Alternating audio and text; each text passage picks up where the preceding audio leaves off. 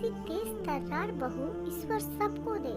छोटे बेटा बहू कई दिनों से मुझे मुंबई आने का कह रहे थे, लेकिन इनके जाने के बाद मेरी सहेलियों ने मुझे बताया कि गांव का घर तेरा अपना है, इसे छोड़कर मत जाना।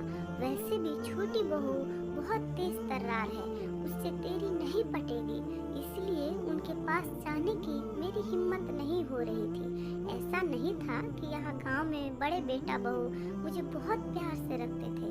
वास्तव में बड़ी बहू तो कभी सीधे मुंह बात भी नहीं करती थी। घर में उसके अलावा मेरा काम करने वाला कोई और न होने से मजबूरन मुंह फुलाकर ही वो मेरा काम करती। फिर भी मैं सोचती कि चाहे मुंह फुलाकर ही सही मेरा काम तो कर देती है, उतना ही काफी है। मन में समाधान तो करना ही होगा, ये घर मेरा है, इसलिए मैं आधिकारिक से इस घर में रह सकती हूँ।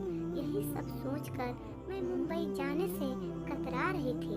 पिछले कुछ दिनों से छोटे बेटा बहू कुछ ज्यादा ही फोर्स कर रहे थे, इसलिए मैं उनके साथ मुंबई आ गई। घर में आने के बाद जब मैं वॉशरूम गई तो वॉशरूम में वेस्टर्न स्टाइल की लैट्रिन सीट देखकर मुझे आश्चर्य हुआ, क्योंकि जब फ्लैट बन रहा था तब मैंने ही जिद करके इंडियन स्टाइल की लैट्रिन सीट लगवाई थी।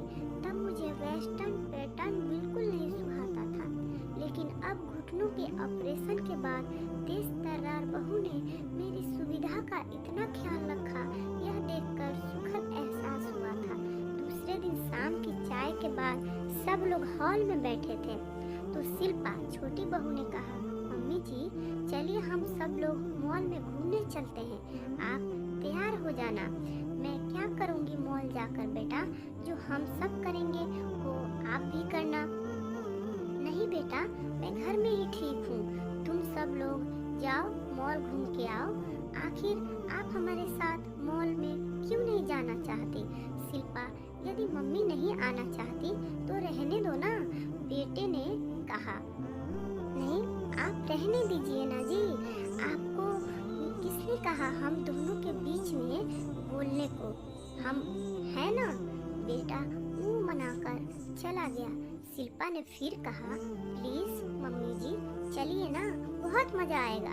देख बेटा, 75 साल की उम्र में मैं जल्दी जल्दी चल भी नहीं पाती हूँ, तुम में से किसी को मेरा हाथ पकड़ना पड़ेगा, मेरी वजह से तुम लोगों को भी धीरे धीरे चलना पड़ेगा। ऐसे में बिना वजह तुम सबका मजा भी किरकिरा हो जाएगा। और मॉल में वो क्या बोलते हैं, एक्सीलेटर आदि पर चलना भी मुझे नहीं आता है।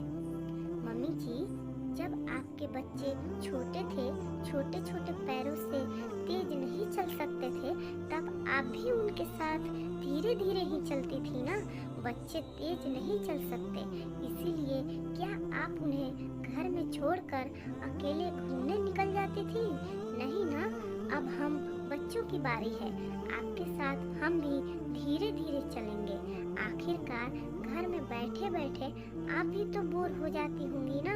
रहा सवाल एक्सीलेटर का, तो मैं हूँ ना मम्मी जी, आप बस तैयार हो जाइए, मुझे अभी बहुत काम है करने के लिए, आप ज्यादा खुशामद करने मत लग जाइएगा।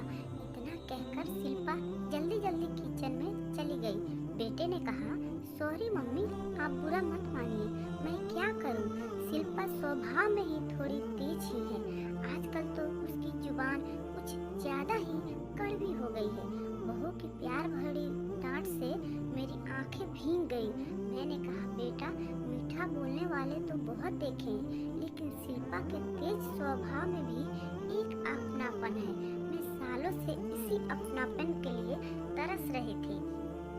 जाकर तू भी तैयार हो जा, नहीं तो तुझे भी डांट खानी पड़ेगी। मॉल में जाने पर मैंने देखा कि ग्राउंड फ्लोर पर तो ज्यादा कुछ है ही नहीं, ऊपर ही जाना पड़ेगा। बहू रानी जिद करके मुझे मॉल में ले तो आई, लेकिन अब मैं एक्सीलेटर से ऊपर कैसे जाऊंगी? सब मुझे देखकर हंसेंगे। ये सब सोच सोच कर मैं बहुत ही परेशान हो रही थी। इतने में शिल्पा बोली, मम्मी जी हम यहाँ 5 मिनट एक्सीलेटर के पास खड़े रहते हैं, आप आते जाते लोगों को ध्यान से देखिए, वे कैसे पहली सीढ़ी पर पैर रखते हैं, कैसे बिंदास होकर एक्सीलेटर पर चलते हैं जैसे ही घर की सीढ़ियाँ चढ़ रहे हो। सब अच्छे से देखिए ताकि आपकी घबराहट कम हो। मैं आने जाने वालों को अच्छे से देखने लगी। मुझे किसी के भी चेहरे पे थोड़ा सा भी डर नहीं दिखा। ये सब देखकर मेरा भी डर कुछ कम हुआ था। शिल्पा ने कहा, मैं आपका हाथ पकड़ कर रखूंगी, आप बिल्कुल न घबराते हुए मेरा हाथ पकड़ कर रखिए। चलिए, क्या अब आप एक्सीलेटर पर चलने को तैयार हैं? हाँ ठीक है, ऐसा कहकर मैंने शिल्पा का हाथ कसकर पकड़ लिया। उस वक्त मुझे ऐसा लगा